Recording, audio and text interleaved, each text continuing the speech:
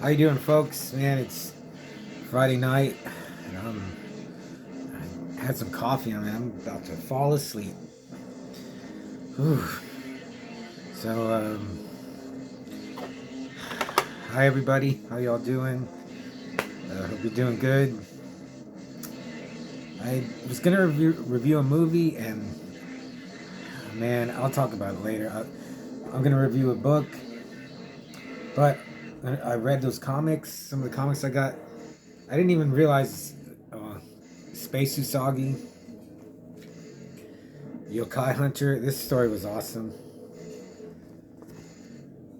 Stan Sakai is just a master storyteller, and the way this starts and the way it ends, like the ending is awesome.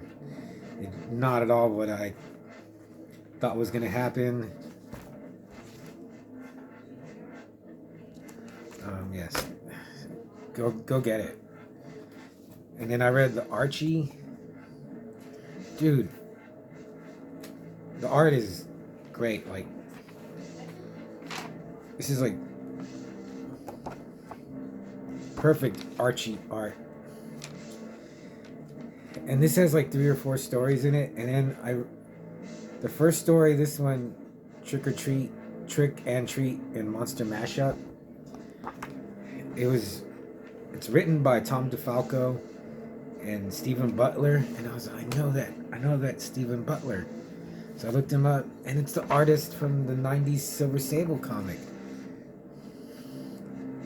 And I was like, oh my god, look how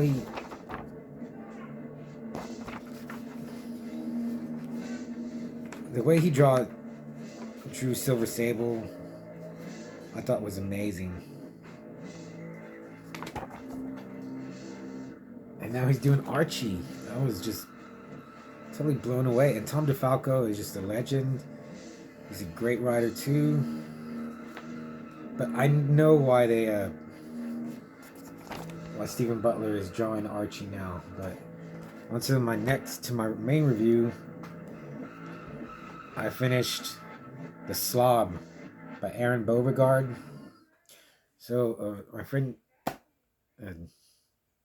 Gary, he sent me this, and yeah, like, this is not at all what I thought it was gonna be. I thought this was gonna be one of those like just nonstop, like, gross out, shock value gore stuff, and just real nasty and dirty. Like, I keep harping on how bad Edward Lee and, God damn it, there's another writer, Edward Lee, and I'm gonna say Brian Smith. That might not be his name, but they're like that. This has a lot of characterization for the first half, and then the second half is it's really it does go there, but it never goes. Maybe it goes a little bit too far, but this is really good. I read it in 2 days. It's only 128 pages long, so I'll read the back. Raised in a household so filthy it was stomach spilling, Vera involuntarily evolved into a neat freak. Upon discovering she and her disabled husband Daniel are expecting, she needs fast cash. Her obsession with cleanliness sprouts the concept that her skills can be put to use in a unique way. She takes a stab at the booming door-to-door vacuum sales business of 1988. All is going well until she arrives at the steps of a house that will change her forever. The steps of an evil that resurrect the ghastly memory she so desperately tried to wash away. Nothing will prepare you for the nastiness, disorder, and sickening horror brought forth by the Slob. And yeah, there's half the book, I'd say, or a little less than half. It's all about this girl Vera and her growing up, and then getting married, and just the way she is. And I was really entertaining. It was well paced. Like, it just breezed through it, and I never felt, okay, well, what's happening.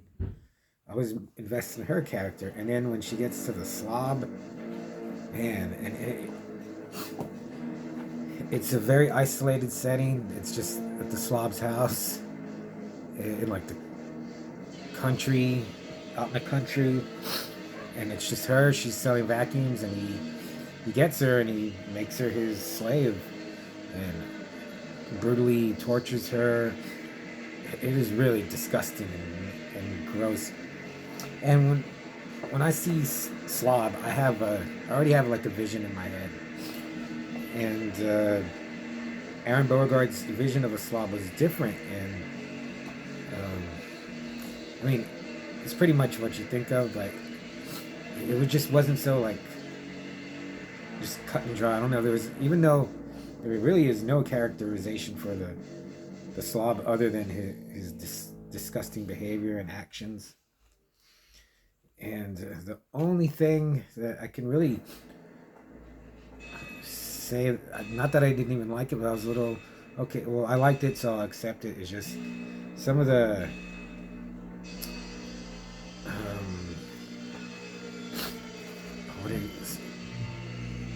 some of the stuff that happens to his victims. I don't know if they would survive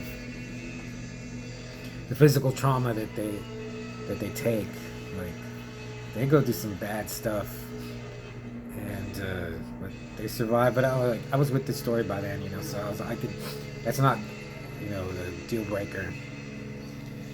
128 pages, quick read. It's got some cool art in it. Ending was good, and then there's even just a little bit more that explains or fleshes out the story of the Slob, what he's doing, and why he's doing it. So didn't need to be there. I could have just, and I don't want to give it all away. I would, if you have any interest, I would say order it. Amazon has it.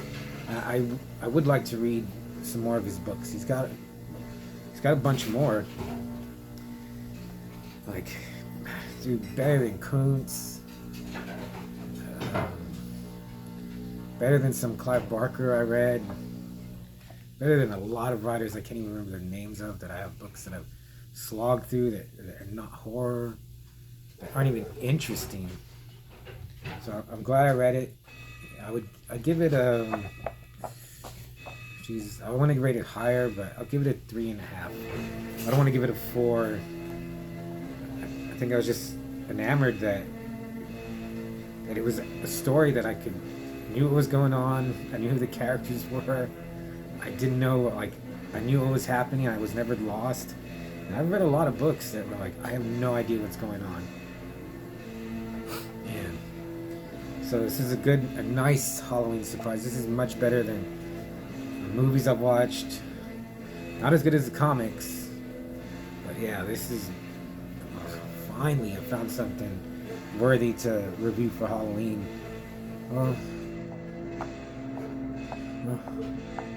So yeah, the Slob. Check it out. Maybe it's one of his other books. I can't remember the name of his other books. They look pretty interesting though. So thanks, Aron Beauregard. Really enjoyed it. Maybe I'll pass it on to someone. Maybe it'll be you who will get the Slob. Anything else? Yeah, I don't want to give too much away. But yeah, basically this girl Vera is just captured and tortured by him. Very, yeah. And it straddled the line of like, maybe a little bit. It just seemed like he was doing it just to shock and gross you out, but not as bad as some other books I've read. Ugh. So I'm gonna go see a band in a little bit, but maybe I can pull out one more review tonight. So just taking the Slob.